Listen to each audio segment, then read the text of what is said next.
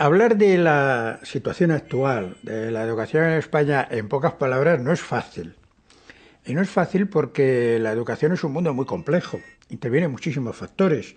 Factores políticos, factores sociales, factores económicos, factores indudablemente pedagógicos y didácticos.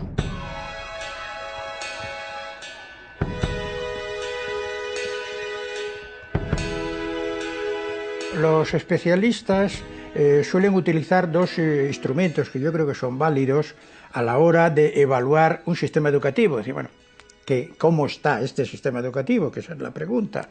Y uno es hacer una comparación interna del sistema educativo en relación con su pasado más reciente. ¿Para qué? Pues para saber si efectivamente, en el caso español, estamos mejor que hace 30 años, por ejemplo, tomando como referencia la democracia española, o estamos peor o estamos igual.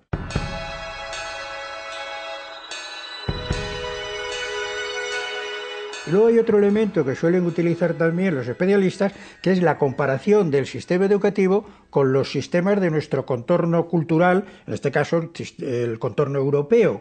¿Para qué? Pues porque podríamos llegar a la conclusión de decir, estamos bastante bien en relación a hace 30 años, pero si nos comparamos, como creo que debemos, con los mejores sistemas educativos europeos, pues nos podemos encontrar con que el sistema español pues es mediocre o incluso malo en relación a otros sistemas que son muy buenos. Actualmente hay un consenso general en España que los problemas que tenemos son enormes.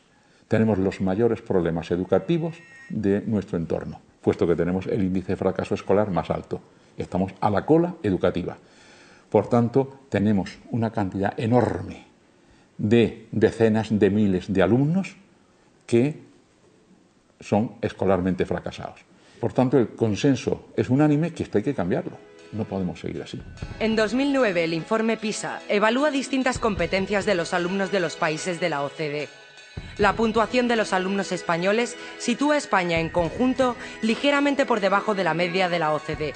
Así, los alumnos españoles puntuaron 481 en comprensión lectora frente a los 556, 483 en capacidad matemática frente a los 600 y 488 en resolución de problemas científicos frente a los 575 de Shanghái, China.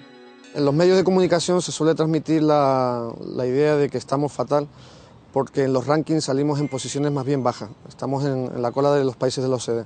Lo que pasa es que yo creo que, como dicen los propios informes de PISA, esto no es una clasificación deportiva y lo importante es tener en cuenta las distancias entre los países. Si tenemos en cuenta las distancias entre los países, veremos que realmente la mayoría de los países están muy apelotonados y luego hay unos pocos países que se separan bastante del resto, como Corea o Finlandia. Y por darle un contenido al retraso educativo que tienen nuestros jóvenes a los 15 años, sería aproximadamente como de unos 2 meses de retraso en 9 años de escolarización. Es decir, que estamos un poquito por debajo de la media, lo cual para nada es un desastre. En los medios es ya absolutamente frecuente que se compare el sistema español con el sistema finlandés, pero hay que tener en cuenta que cada sistema educativo es hijo de su propia historia. Se ignora que Finlandia, a principios del siglo XX, tenía solo el 5% de analfabetos. ¿Saben cuántos teníamos nosotros en esa misma fecha? A principios del siglo XX, más del 56% de analfabetos. Uno de los indicadores de que no es tan desastrosa la situación es la proporción de jóvenes con bajo nivel de competencias en España es similar a la que hay en Alemania, en Reino Unido o en Francia o en el conjunto de la OCDE, 1 de cada 5. Y es malo que haya 1 de cada 5, pero es que estamos en promedios internacionales. Realmente donde nos apartamos es en la excelencia. El porcentaje de chicos y chicas que tenemos en niveles altos es más pequeño y eso es lo que nos hace que luego en conjunto estemos un poquito por abajo. Y luego hay elementos positivos en los que no se habla tanto, y es que en el conjunto de países de la OCDE los jóvenes de orígenes populares en España son los que están consiguiendo mejores rendimientos, ¿vale? Y son los que menos se apartan de los de las familias de alto origen social. Y eso hace que en términos equitativos el sistema español sea más justo, porque los chicos de malos orígenes sociales, digamos, de orígenes sociales más deprivados, lo están haciendo mejor que los que lo hacen en otros países de nuestro entorno. A mí lo que más me preocupa del momento actual es que parecía que finalmente estábamos entrando en una senda de mejora, en una serie de indicadores básicos, aparte de los de cobertura, que ya lo habíamos conseguido, pero en indicadores que son un poco más cualitativos, ¿no? Y justo en este momento llegan pues todo un conjunto de recortes que uno entiende que se produzcan en la situación económica que hay, pero que claro, las prioridades que se asignan a qué se recorta, de qué manera y con qué efectos, pues yo creo que pone muy en riesgo la continuidad de esa línea de mejora que yo creo que llevábamos, ¿no? Problemas, sí, tenemos problemas importantes y problemas que realmente son preocupantes. Yo le voy a señalar 4 grandes problemas. No es que no haya más, hay más, pero en el orden de prioridades, primer problema, el fracaso escolar. Segundo problema, el abandono escolar temprano. Tercer problema, del que se habla muy poco, pero un verdadero problema, la desigualdad territorial en materia de educación. Es decir, que no se distribuye la educación con la misma oportunidad en unas comunidades que en otras. Hablaremos de eso. Y cuarto, que aunque esté el cuarto, quizás sea el primero, nos falta una política seria y rigurosa de formación del profesorado. En el año 2009, España alcanzó una tasa de fracaso escolar del 26,5% según el informe PISA. Países como Bélgica, Francia o Italia alcanzaron porcentajes inferiores, del 12, 12,3 y 18,2 respectivamente. Solo Malta y Portugal tienen tasas de fracaso escolar más altas. En abandono escolar temprano, también España está por encima de la media europea con un 31% frente al 14,4% de promedio. Se suele manejar 2 conceptos diferenciados, fracaso escolar y abandono educativo temprano. El abandono educativo temprano es un concepto de la Unión Europea, de la OCDE también, y se basa en una encuesta que no es educativa, que es la EPA, la encuesta de población activa, que a través de un procedimiento muestral, pero sumamente estandarizado, con una metodología igual en todos los países, calcula el porcentaje de jóvenes de 18 a 25 años que no estudian y que no tienen un título post-obligatorio. Da igual que trabajen o no. No importa que tengan la ESO aprobada, tienen que tener FP de grado medio o bachiller. Si no, se considera que es un abandono temprano. Entonces, si no tienes eso, no vas a poder insertarse socialmente adecuadamente. No ya por el desarrollo personal, que es el fin fundamental de la educación, sino porque no vas a poder ni entender la sociedad, ni tomar decisiones, ni insertarte laboralmente. Ese es el concepto de abandono educativo temprano. Y nosotros tenemos tasas, hasta hace poquito, que duplicaban las tasas europeas. Respecto del abandono educativo temprano, pues en España, ¿por qué lo tenemos? Los chicos abandonaban, tienen unos sesgos muy claros. Quienes forman parte del abandono educativo temprano en España son fundamentalmente varones y además están repartidos fundamentalmente en comunidades autónomas del sur, de Andalucía y del arco mediterráneo. Y los chicos abandonaban los centros educativos porque encontraban trabajos y se decía que el fracaso escolar era éxito social. España, en torno a este periodo democrático, ha oscilado unas cifras de fracaso en torno al 30%. Esto es una barbaridad. Un tercio de los adolescentes ya prácticamente españoles no consiguen el título de graduado. Y el título de graduado tiene una particularidad que no tiene en casi ningún país de Europa. y es un título que es clave en el sistema educativo. El que lo obtiene puede pasar a hacer estudios de bachillerato o de formación profesional, pero el que no lo obtiene queda fuera automáticamente del sistema educativo. Esto es una barbaridad. Si tienes ahí un potencial de gente que podría ser empleo cualificado y que los estás convirtiendo en empleo no cualificado, debido a las trabas que les estás poniendo en su formación, ¿no? Y eso, pues, en sí mismo es un desperdicio económico. Y luego está la cuestión de frustración personal. Dice, bueno, pues hay gente que a lo mejor le gustaría ser más competente en determinadas áreas profesionales y debido a las pegas que les estás poniendo, no lo consigue. O sea, que tanto desde el punto de vista humanista como desde el punto de vista económico, el sistema es absurdo. Entonces, la cuestión es cómo hemos llegado a este sistema absurdo. O sea, y por qué no se ha hecho el diagnóstico de que el sistema es absurdo, que eso a mí es lo que más me llama la atención, ¿no? Entonces, ahí yo el tipo de estudios que he estado haciendo, lo que veo es que la LOCSE, la implantación de la LOCSE tuvo aumentos en el fracaso escolar. Durante décadas venía descendiendo y se puede ver claramente que la llegada de la LOCSE supuso un aumento, ¿no? Entonces, eso es paradójico, porque la LOCSE en el espíritu se decía una ley comprensiva, que tenía que dar cabida a todo. Pero en el resultado era una ley que si uno no conseguía cierto nivel educativo, no podía seguir estudiando. Y eso se combinó con un currículum en la educación obligatoria muy orientado hacia ir a la universidad, hacia ir a bachillerato. Hay muchos alumnos que se esfuerzan y fracasan, muchos. Y además es terrible cuando ves un alumno que ha trabajado, que tiene limitaciones y que es suspendido, porque entonces la frustración es mayor. El fracaso de muchos alumnos no es producto de que se esfuercen o no, no es producto, como dice ahora la nueva ley, del talento. O sea, esta ley habla en la introducción, o mejor dicho en el preámbulo, habla de los talentos, como si los talentos nos vinieran por naturaleza. Entonces se ha de dar a cada uno según su talento, cuando en realidad esto es hasta anticientífico. No proviene ni de la psicología ni de la biología, sino de un planteamiento semifilosófico. Hay contextos ambientales, sociales, culturales, familiares, que sí que condicionan bastante el desarrollo de todas las capacidades del alumno.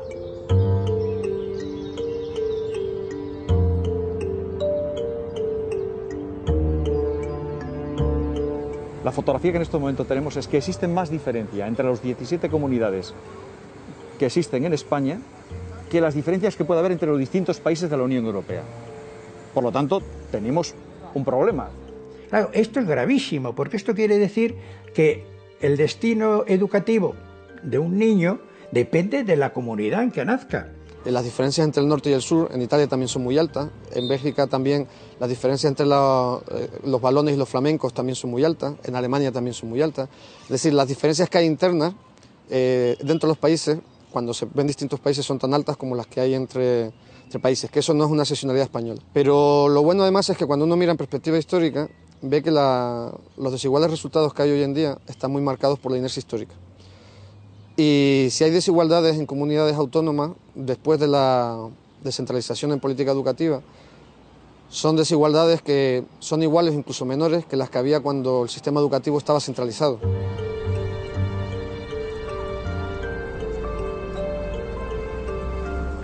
Y por último, pero que ya le digo, en mi orden de prioridad sería el primero, la reformación del profesorado.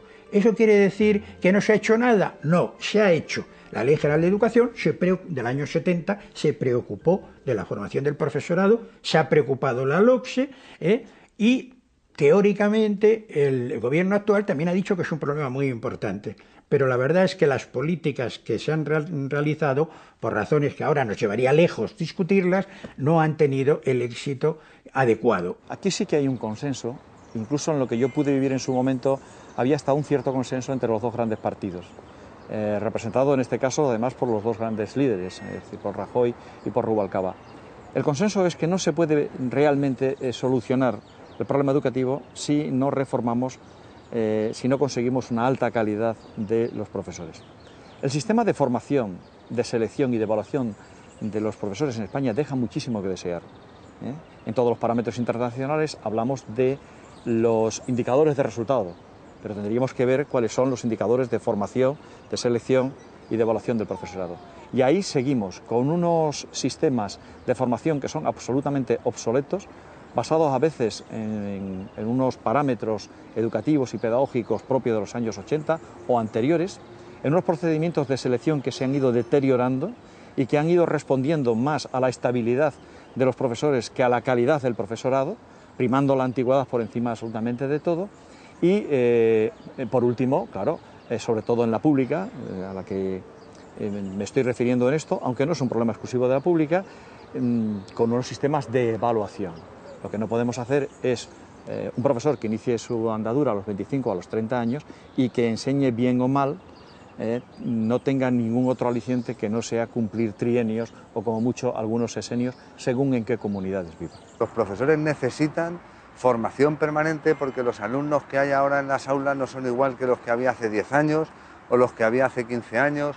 Hay que desplegar estrategias para atender a esta diversidad creciente, hay que tener estrategias para la convivencia en las aulas, hay, en fin, infinidad de cosas, además de la actualización científica también, ¿no? Y sin embargo en la Comunidad de Madrid han desaparecido los centros de profesores, los centros que se dedicaban a la formación del profesorado, se han reducido de 25 a 5, si no recuerdo mal, donde además el gobierno regional ejerce un férreo control ideológico de la formación que recibe el profesorado, que se reduce en general a inglés y nuevas tecnologías. Tenemos un poco más de problema en un excesivo academicismo. O sea, el sistema educativo español tiene unos currículos que no es que sean antiguos, pero son excesivamente académicos en comparación con otros países. O sea, Francia también son muy académicos, o sea, digamos, no es una excepción España, pero está entre los países que lo tienen, ¿no? Mientras que hay otros que lo que tienen es un sistema de currículos mucho más abiertos, más centrados en el desarrollo de capacidades o de competencias o de skills, como llaman los ingleses, o lo que sea, ¿no? Digamos que por tanto no se trata tanto de aprenderse no sé cuántas cosas, sino de desarrollar determinadas habilidades, obviamente también aprendiéndose cosas, pero desarrollar más habilidades. En lugar de aprender muchas leyes científicas, pues es desarrollar el pensamiento científico, que incluye aprender leyes, pero aplicarlas. En lugar de aprender muchos digamos, trucos de resolución de problemas, es saber plantear la resolución de problemas y resolverlos, ese tipo de cosas, ¿no? Digamos que el currículum obligatorio tiene que ser un currículum que esté más abierto a la diversidad de intereses que tienen los pibes. Entonces está bien que te enseñes análisis sintáctico, pero está muy mal que no te enseñen a poner un aplique, un interruptor en tu casa, o que te enseñen a cambiar un grifo. Y eso se junta con cierto corporativismo del profesorado de secundaria, que siempre lo que está preocupado es de tener solo alumnado muy seleccionado en el aula.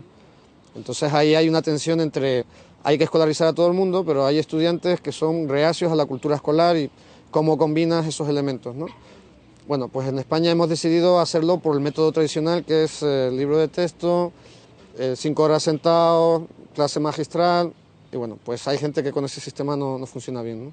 Pero la pedagogía dominante, que es una pedagogía transmisiva, autoritaria, impositiva, donde domina la palabra magistral del profesor, entonces se pide, a cambio de que estudies, de que te esfuerces, se exige que te esfuerces, ¿no?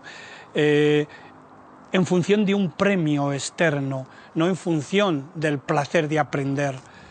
Que creo que es lo que la escuela no debería nunca limitar, sino que es lo que debería potenciar. Y nosotros los profesores deberíamos ser capaces de contagiar ese entusiasmo por aprender, por saber, por conocer, por saber vivir en definitiva.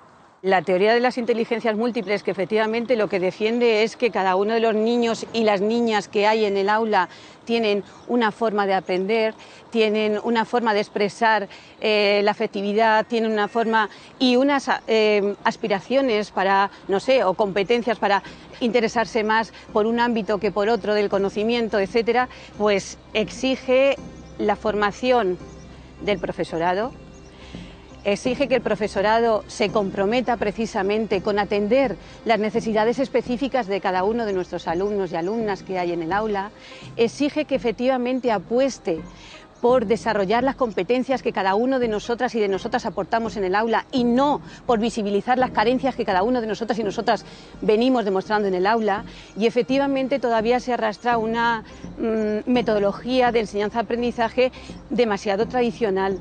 Y ahí yo creo que sí, que nuestro sistema no es que esté anticuado, pero está entre los más académicos, y yo creo que no vendría mal que lo hiciéramos de otro modo. Pero ahí tenemos un peso de una tradición tan fuerte que yo creo que es muy complicado, ¿no? Cuando ahora mismo hay debate sobre el sistema educativo español, prácticamente todos los medios de prensa enseguida sale, no, claro, es que los alumnos se saben los ríos, no se saben los ríos, se saben no sé qué, se saben no sé qué. Y es como si el inconsciente colectivo español pidiese que eso es lo que hay que hacer en las escuelas.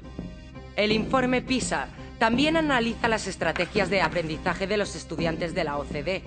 Los alumnos españoles muestran índices con un valor promedio para las estrategias de memorización y control, pero índices por debajo de la media en las estrategias que implican elaboración de contenidos. El sistema educativo español yo creo que no está anticuado, no está anticuado.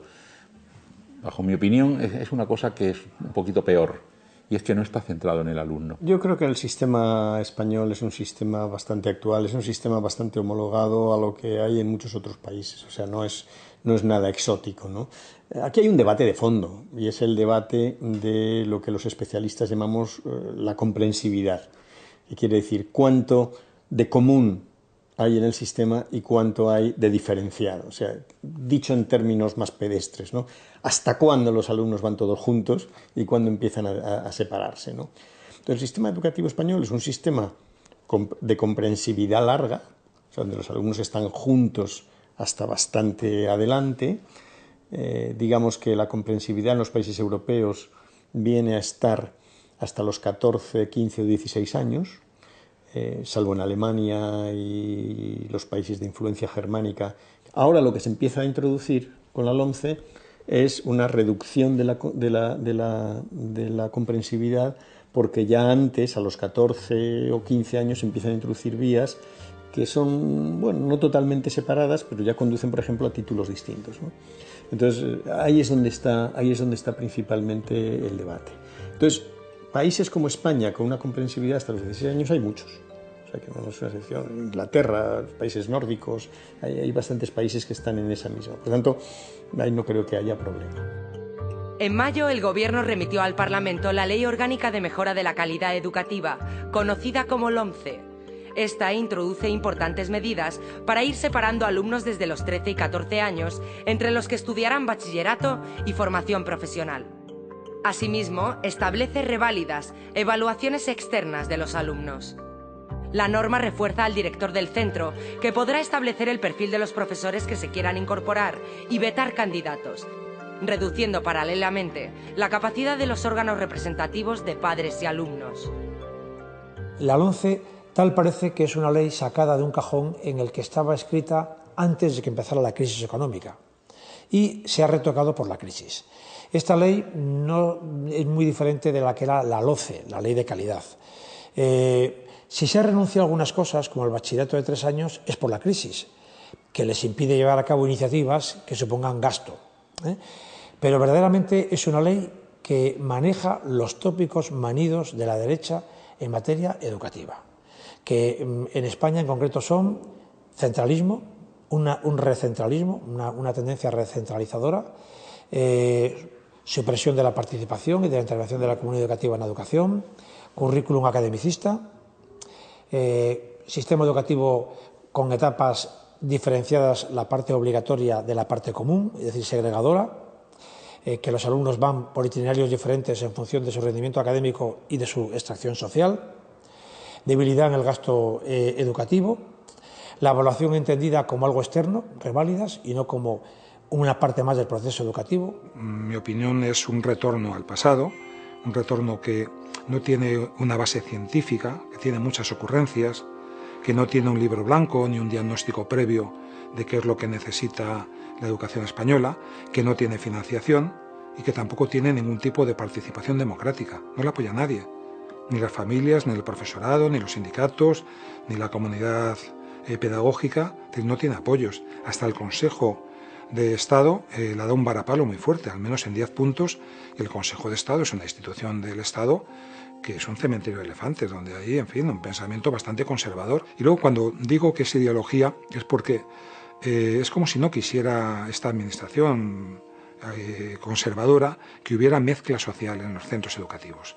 Entonces, introduce mecanismos para ir abriendo esa separación. La separación temprana de una serie de alumnos que tienen dificultades, intentando asociar fracaso escolar a la situación socioeconómica de las familias, derivándoles rápidamente a vías y a callejones muertos de formación profesional de bajísimo nivel. Quiere también crear centros de excelencia o centros bilingües que separen del resto del alumnado. Mantienen la doble red privada concertada. Es decir, son muchos mecanismos que van buscando la segregación clasista. Estamos de acuerdo que no es un problema económico. Entonces, si no es un problema económico, ¿qué cosas fundamentalmente estamos echando en falta? Pues muchas cosas que afortunadamente aparecen en la LOMCE, y eso nos esperanza. ¿Creemos que la LOMCE va a mejorar la enseñanza? Creemos que si se lleva a cabo, sí. Esperemos que se lleve a cabo. Por ejemplo, la cultura de la evaluación. La cultura de la evaluación es muy necesaria en nuestro país.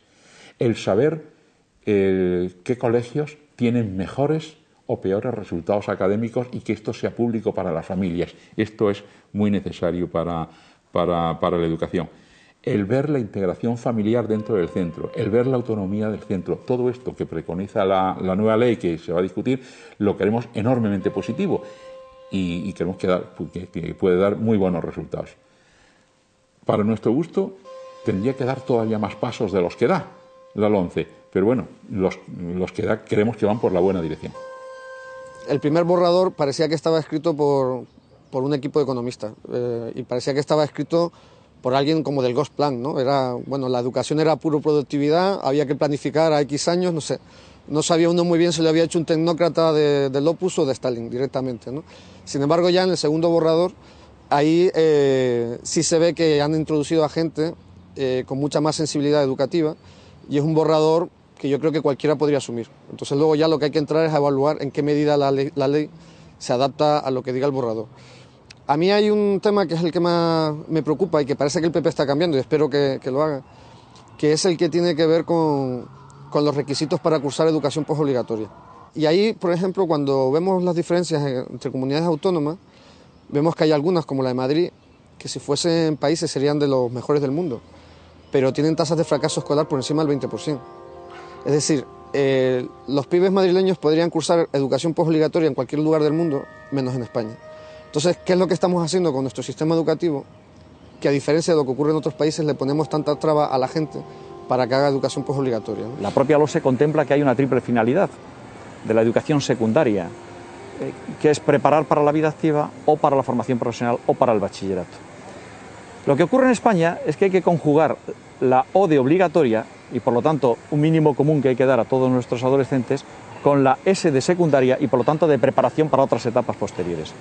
De alguna forma hay que entender que hay distintas expectativas, distintas capacidades, distintos intereses. Y esto no es algo del proyecto actualmente que está en la LOMCE, sino que en la Ley de Economía Sostenible, que ya modificaba la propia LOE, se contempla la posibilidad de establecer distintas vías formativas. Lo que hay que hacer, por lo tanto, es tener en cuenta que no todo el mundo aspira a una formación de tipo académico y, por lo tanto, que hay que dar una titulación cuando realmente hay un sector de la población que algo habrá conseguido durante 13 años de escolarización. Y en muchos casos, además, estoy convencido de que hay algo que ha conseguido que es digno de un reconocimiento a través de un título. Yo creo que la LOMCE da un paso en el sentido de reconocer una formación académica, distinguir entre aquella formación de carácter básico y otra de carácter profesional. Desde luego creo que sería una equivocación, y me parece que en la LOMCE no aparece así, es que esos itinerarios, esas vías formativas, fueran cerradas y no permitieran una permeabilidad entre las distintas atenciones formativas.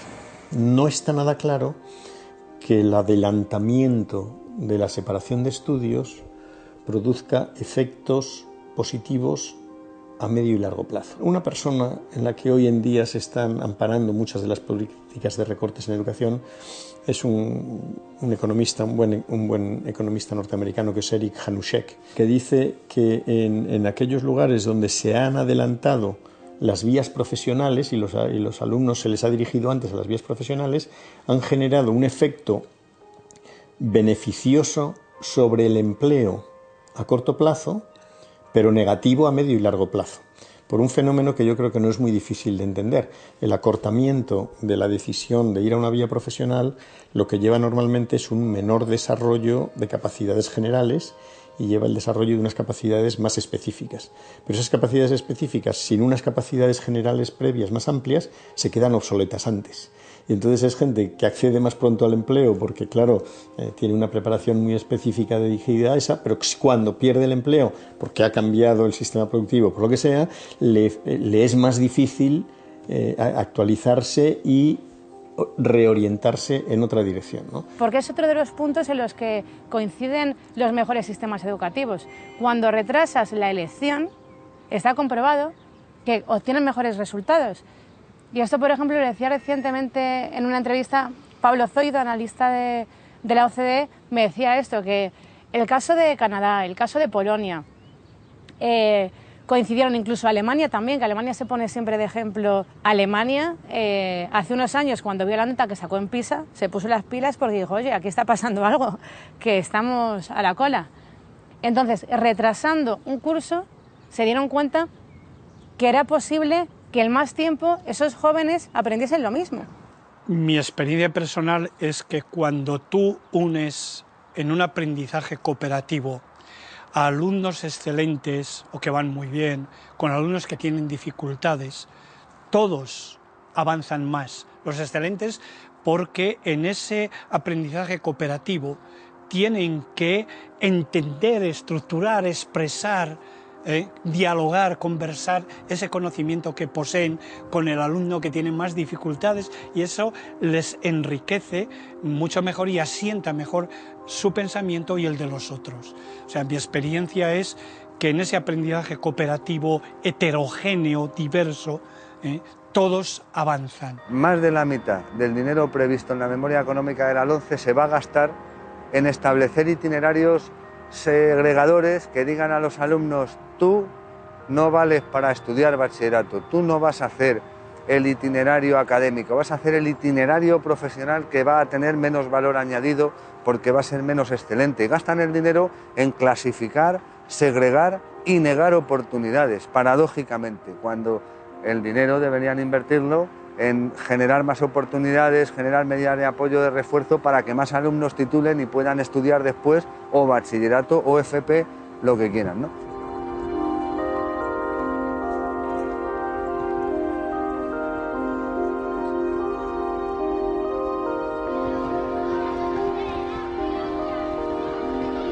No podemos hablar de mejora educativa si no hablamos del concepto de educación y cómo impacta la educación no formal e informal en lo que es el currículum escolar, en la educación formal, etc.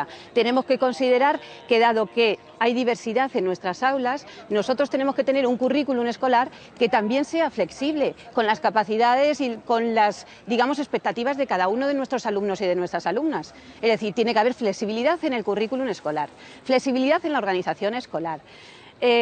Formación del profesorado permanente, capacidad de abrir nuestros centros educativos al barrio y que sean realmente un centro que irradie educación y formación, porque lo que queremos es que las personas tengan cada vez más formación para poder tener un sentido crítico y poder actuar libremente.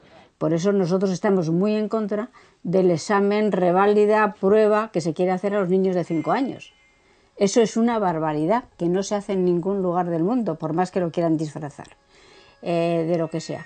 ¿Por qué? Pues porque el niño a los 5 años va a responder a las preguntas pues como le parezca, de forma mágica, con una ocurrencia. Y como me contaba una colega que está trabajando con niños de 5 años, que había ido el inspector a su clase y le había dicho: oye, tienes que adelantar la resta al mes de abril porque en junio a los niños le vamos a poner una prueba de resta. Sí, lo que estoy viendo en este momento con las pruebas, por ejemplo, de sexto, de primaria, que se están haciendo en la Comunidad de Madrid desde el año 2006, que son pruebas que no van dirigidas a mejorar los procesos de aprendizaje, que es el único sentido que tendría la evaluación, están significando el poder y la administración dirigen los contenidos curriculares a través de las pruebas. Si yo voy a pedirte en las pruebas que tú hagas esto y esto, voy a hacer que mis clases vayan dirigidas a que tú te prepares bien para esa prueba de evaluación. La relación entre las diferentes patas o componentes de la comunidad educativa depende de los niveles educativos mucho.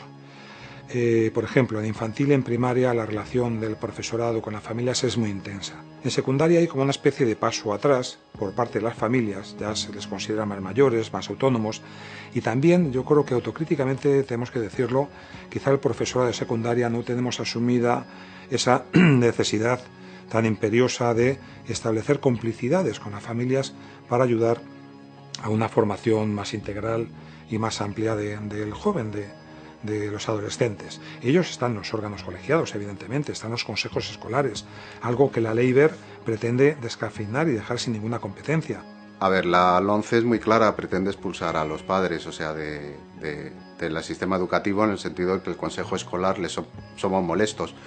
Somos molestos a la administración porque somos muy independientes. Los padres no nos pueden recortar sueldos, no nos pueden amenazar con despidos, no nos pueden hacer nada de eso.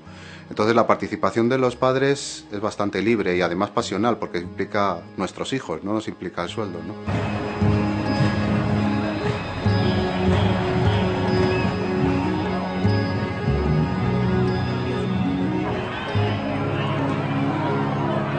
Los recortes se han vivido de la siguiente manera.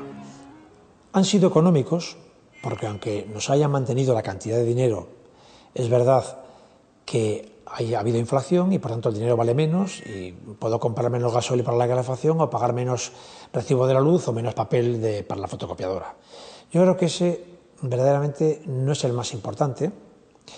Es importante, pero digamos que también ha servido de acicate a los centros para saber recortar gastos que eran hasta cierto punto, no digo superfluos, pero que se podía reducir.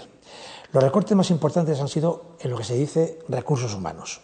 Nos han mandado menos profesorado en un contexto en el que, como hemos dicho antes, han aumentado el número de alumnos, el porcentaje de alumnos que se quedan en los centros de enseñanza posobligatoria porque no tienen alternativa fuera. Tenemos más alumnos y menos profesores. Ahí es donde se han notado los recortes. Y ahí es donde está el carácter poco social de los recortes. Porque en vez de acordarlos, pactarlos, consensuarlos, lo que se ha hecho ha sido suprimir las medidas de apoyo a los alumnos con más necesidades educativas, la de atención a la diversidad. Por ejemplo, en nuestro centro este año no tenemos profesor que atienda a los alumnos de compensación educativa. Un dato que es muy significativo y es que por cada euro invertido en educación se obtienen 4 euros, es decir, se cuadriplica la inversión productiva, con una condición, que esa inversión sea sostenible en el tiempo, se mantenga, y segunda condición, que ese beneficio se obtiene a medio o largo plazo. Una cosa que nos sobra en la educación es burocracia. Hay mucha burocracia en los centros escolares, empezando por la enseñanza obligatoria y terminando por la universidad. También hay que ver, ¿no?, que es evidente, ¿no?, que la enseñanza es cara por sí, la enseñanza es cara, no es barata, ¿no?, y los más pequeños más cara incluso. Entonces yo creo que también se puede discutir, ¿no?, que no todos los recursos son imprescindibles, sino que hay recursos imprescindibles y algunos recursos que pueden ser más prescindibles o compartidos, ¿no?, compartidos por distintas aulas en un colegio o por distintos centros. Yo creo que sí que es interesante abrir un debate de cómo racionalizar los recursos y los medios, ¿no?, y que ahí se puede ahorrar, digamos, ¿no?, se puede ahorrar. Ahora, difícilmente se puede ahorrar en profesorado, porque la enseñanza, la educación, es una actividad que implica mucha carga emotiva, muchas relaciones, ¿no? Mucho seguimiento del alumno, ¿no? Y difícilmente eso se puede mejorar recortando con menos personal.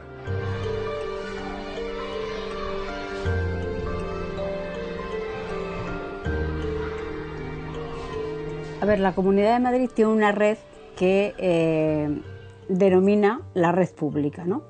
Esta red pública pues tiene en estos momentos un gravísimo problema, y es que desde el año 2008 la Comunidad de Madrid sistemáticamente ha ido aumentando las tasas que las familias pagan.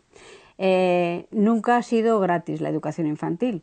Lo que pasa es que hasta el 2008 aquellas familias con ingresos inferiores a 9.000 euros anuales, por ejemplo, estaban exentos de pago de cuota y además tenían becas de comedor. Bien, desde el año 2008 absolutamente todas las familias, aunque no tengan ningún ingreso, tienen que pagar una cuota de escolaridad que en estos momentos está en 90-100 euros más 90 euros de comedor. Este, digamos, que es el tramo más bajo. ¿Qué ha hecho la Comunidad de Madrid? Pues suprimir las becas, suprimir las ayudas de material escolar, y solamente tiene una cantidad que no recuerdo exactamente el dato, pero debe estar en torno a los 26 millones de euros, lo que nosotros llamamos cheque guardería, para aquellas familias que no quieren la pública y que llevan a sus hijos a la privada. El programa Educa 3, cuando llega al poder el Partido Popular y hace sus primeros presupuestos, suprime en los presupuestos el programa Educa 3. El programa Educa 3 era un programa que puso en marcha el anterior gobierno y que consistía en construir puestos escolares para el ciclo 0-3, es decir, para los bebés 0-3 de la educación infantil. Esto, al suprimirlo, tiene una consecuencia muy importante, y es que las familias más desfavorecidas no pueden mandar sus niños a lo que es una guardería hoy. En España se da la paradoja de que hoy cuesta mucho más mantener un niño en una guardería que casi mandarlo a la universidad.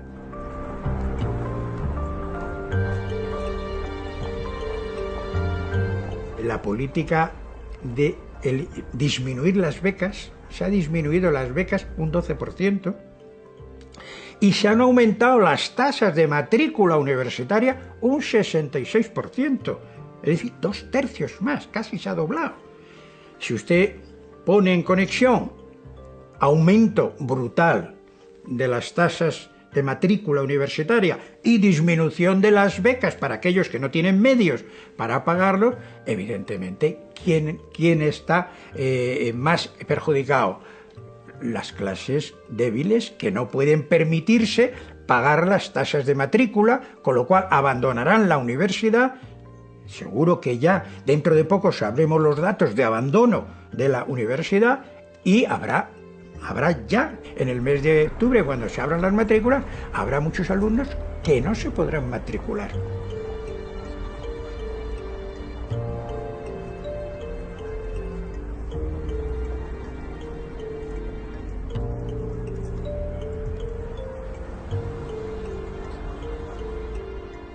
El Plan PROA, como todo nuestro mundo es un mundo de siglas, es muy sencillo. Es un programa de refuerzo, orientación y apoyo. Un programa de compensación de desigualdades en educación.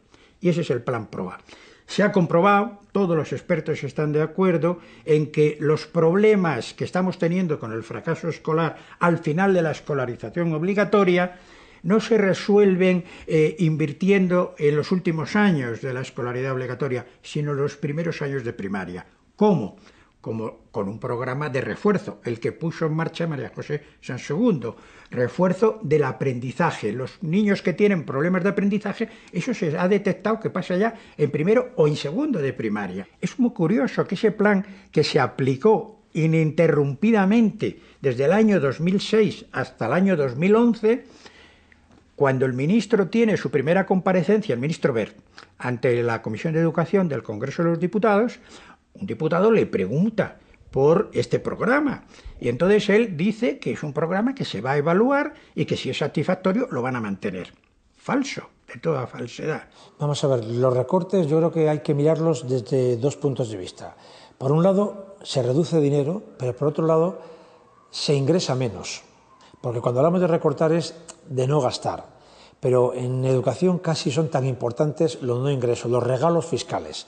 No tiene sentido que un sector, que una empresa que tenga problemas financieros se dedique a repartir y a regalar patrimonio. Y aquí la administración educativa y la administración pública está regalando parcelas de suelo público a entidades privadas, para luego concertarlas, pero a entidades privadas. Y está permitiendo desgravaciones fiscales, es decir, no ingresos, a familias con rentas de hasta 120.000 euros anuales, y el hecho de que haya menores ingresos da al traste la justificación con la que se hacen los recortes, y es que no hay dinero. Si no hay dinero, ¿por qué se recortan los ingresos? ¿Por qué se priva de ingreso de fondos al sector público? Cuando se debate la Constitución y cuando se debaten los valores básicos que se incluyen en la Constitución, hay dos posiciones antagónicas. Una es la posición de la izquierda y en general de los sectores progresistas que entendían y seguíamos entendiendo que el eje central de un sistema educativo es el derecho a la educación de todos en condiciones de igualdad, y eso se traduce o se canaliza, como en Francia o en otros países europeos, a través de la escuela pública, y la posición de las derechas, que era que lo importante que había que garantizar era el derecho de los padres a elegir el centro que quisieran para sus hijos, el centro y el tipo de educación. En el pacto constitucional se buscó un equilibrio, y ese equilibrio era, por una parte, la escuela pública, que se potenciaba, y por otra parte, la escuela concertada. La escuela concertada que se financiaba con fondos públicos, pero que era una escuela gratuita, era una escuela participativa, y era una escuela cuyo sistema de selección de alumnos se hacía igual que en la escuela pública. Criterios de proximidad, criterios de renta y también criterios de hermanos en el centro. Esto que fue el acuerdo de aquel momento, esto está roto. Hoy la escuela concertada no es gratuita, se cobran cantidades en algunos sitios muy importantes a los padres. Hoy no son los padres los que eligen el centro, sino que son los centros concertados los que eligen qué padres y por tanto qué niños quieren que vayan. La última medida del Gobierno de la Comunidad de Madrid es que ya ni siquiera la cercanía es el factor principal. El concierto se establece allá por el año 86, lo establece la LODE, que se trata de que el Estado abona al colegio y a los profesores los gastos que se consideran para esa enseñanza.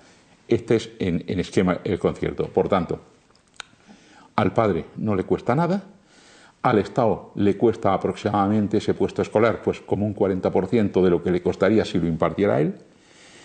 ¿En dónde está ahora mismo el problema? Pues el problema está, por una parte, en que no hay suficientes puestos de enseñanza concertada, como decía antes, para la demanda familiar, y por otra parte, en que lo que el Estado abona a los profesores y a los centros es insuficiente.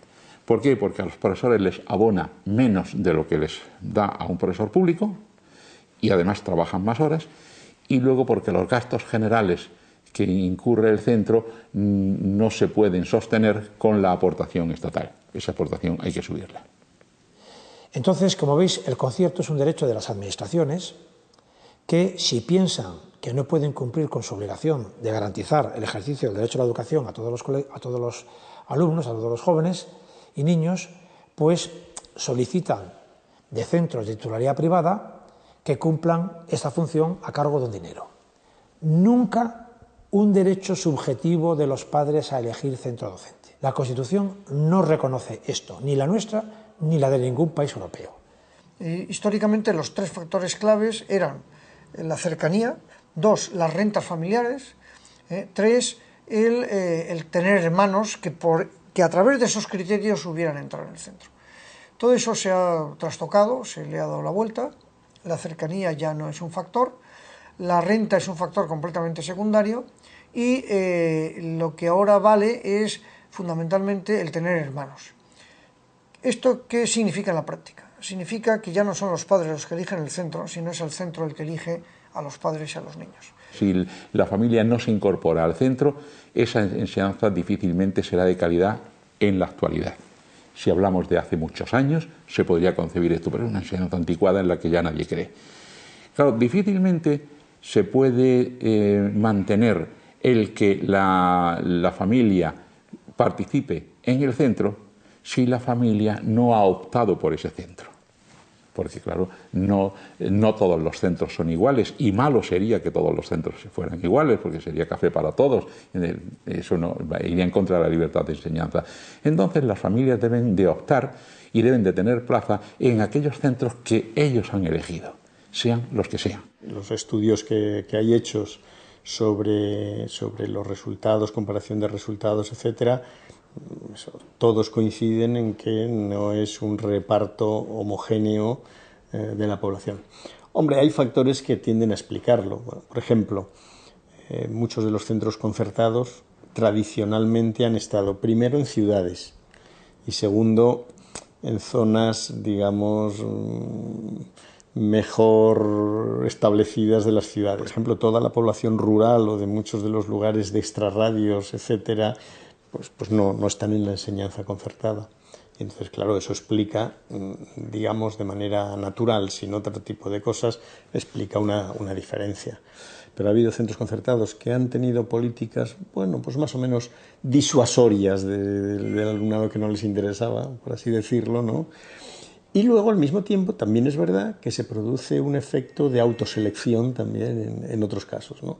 Es decir, oye, ¿cómo voy a mandar yo a mi hijo o a mi hija a tal sitio? Allí va gente de otro tipo. Luego, si van de excursión y tal, y el mío no puede o no se siente, o le invitan a cumpleaños y luego como... O sea, que hay un efecto... Y en algunas poblaciones se ve clarísimo. Por ejemplo, con la población gitana, está claro que tienden a concentrarse en determinados centros porque quieren ir juntos a los mismos centros, ¿no? Yo creo que también...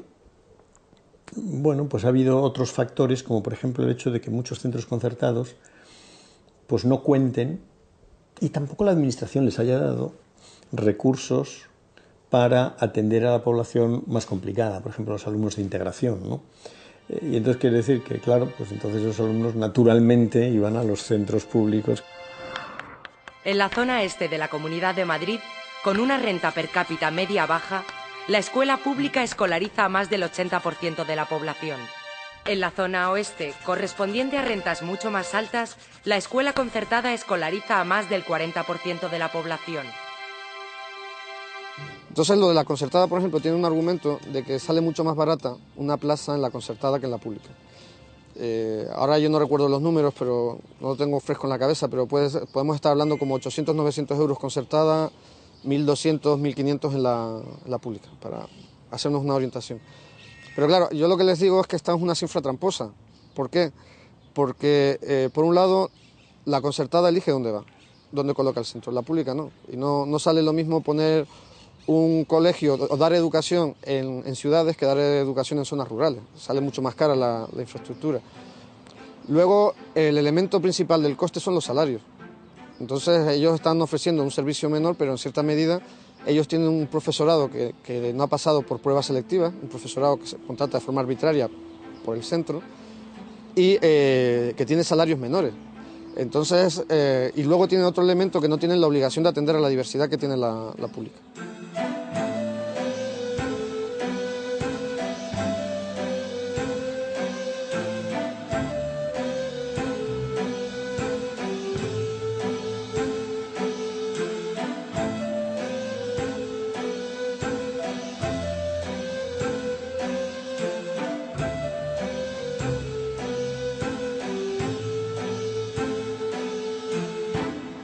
Que cada cambio de gobierno cambien las leyes de educación, pues es un desatino. Aquí se suele decir, siempre se saca a colación una brillante metáfora que Miguel de Unamuno formuló a finales del siglo XIX, es decir, el problema nos viene de lejos, que era el mundo de la educación, decía él, se asemeja en España a la tela de Penélope, una interminable tela que se teje por la mañana y se desteje por la noche. Uno no sabe si está situado en el 2013, en el 2006, en el 2002 o en 1995. Yo creo que hay que recuperar un sentido de Estado y que hay que quitar carga ideológica, evidentemente, a la educación, que es, además de otras cosas, es uno de los servicios públicos básicos y necesarios que tiene este país. Ahora que se habla tanto de economía, la propia educación, como formadora del capital humano, es básico para poder salir de esta crisis. Sería muy necesario un pacto de Estado de educación. En España, ¿por qué no se da el pacto de Estado de educación? ¿Porque no hay voluntad de pactar? Yo no creo que sea por eso, porque han pasado ya muchos años de nuestro ordenamiento constitucional y podría haber un pacto de Estado. Yo lo que he visto es que no puede haber un pacto de Estado mientras los partidos políticos o algunos partidos políticos tengan la educación fuertemente ideologizada políticamente. Desde 1981, que es la primera ley de la democracia, el Estatuto de Centros Escolares, ha habido 10 leyes reformando la educación escolar, la formación profesional y la universidad. Y en este momento hay 2 leyes más en la cocina. La LOMCE, la Ley Orgánica de Mejora de la Calidad para la Educación Escolar, y la Ley de Reforma de las Universidades. Es decir, que cuando el Gobierno popular termine este ciclo, tendremos 12 leyes. Pero como, lamentablemente, ojalá me equivocara, lamentablemente estas 2 leyes van a salir con la mayoría absoluta del Partido Popular, eso quiere decir que cuando haya un cambio de gobierno, de otro signo político, serán derogadas y vendrán otras leyes. Esto es enorme disparate. Esto hay que ponerle fin de una vez por todas. Tiene que haber un pacto de Estado sobre la educación. Las reformas educativas, para que sean fructíferas, necesitan tiempo. Es decir, muchas de las reformas que se han hecho en España en estos 30 años ni son, hoy día no sabemos si son buenas o son malas, porque no ha habido tiempo para evaluarlas. Los problemas educativos que tiene España son tan grandes, son de tal magnitud, que se necesita el concurso de todos para solucionarlos. Todos los que estamos metidos en la tarea educativa debemos de meter el hombro y apoyarnos unos a otros. Hay problemas que en la educación no se pueden resolver, aunque la educación es la caja de resonancia donde se perciben más esos problemas, pero que el origen de esos problemas está más allá del sistema educativo. Por ejemplo, el tema lingüístico. Lo he dicho e insisto, el problema lingüístico no es un problema educativo, es un problema de convivencia, si se me apura hasta de modelo de Estado. Por lo tanto, lo que hay que hacer es resolver el modelo de Estado para que se resuelva una de las consecuencias que es el problema lingüístico en las aulas. En un segundo nivel, yo creo que sería posible alcanzar, si no un pacto mayúscula mientras no haya un pacto de Estado, es posible y deseable alcanzar lo que podríamos decir acuerdos parciales, sectoriales, entre los 2 grandes partidos y que son los mimbres que pueden solucionar la situación en estos momentos que tiene la educación. El gran triunfo de este sistema neoliberal y demás es que nos ha hecho carne de su carne. Entonces ha hecho que sus aspiraciones sean las nuestras. Entonces nosotros como padres queremos que nuestro hijo sea el más excelente y que llegue a ministro de Economía o a no sé qué. El trabajo que hay que hacer en este momento para la transformación de la sociedad, la transformación del modelo de persona que se nos propone y la transformación del sistema educativo, es que tenemos que trabajar concienciadamente en un cambio profundo de conciencia y de consciencia de todos en ese sentido. Porque si yo pido que mi hijo sea el excelente, estoy pidiendo que sea el más competitivo, el más deshumanizado, porque para abrirme paso en esta sociedad lo voy a tener que hacer a codazos, a costa de lo que sea. Luego tiene que ser una escuela que busque una sociedad más justa. Se puede educar para reproducir el sistema o se puede educar para una sociedad más liberadora, es lo que decía Freire, ¿no? O una educación bancaria o una educación liberadora. No es posible la escuela que queremos, la escuela de todos y para todos, con una sociedad injusta. Quieren aplicar las leyes de la economía del mercado a la educación y es algo que no se puede aplicar a la educación. Ahora mismo va a ser un mal momento y vamos a tener que aguantar mucho, desde luego. Que esto vaya a ser así para toda la vida, no, la vida da muchas vueltas y cambian mucho las cosas, cambia la cabeza nuestra, cambia la cabeza de la gente y obviamente, afortunadamente, a pesar de que siempre se quiere pisotear a la gente, parece que hay algo en el ser humano que no se deja pisotear y que lucha por la dignidad y por la libertad y al que se acabará imponiendo, ¿no? Aunque ahora nos va a costar.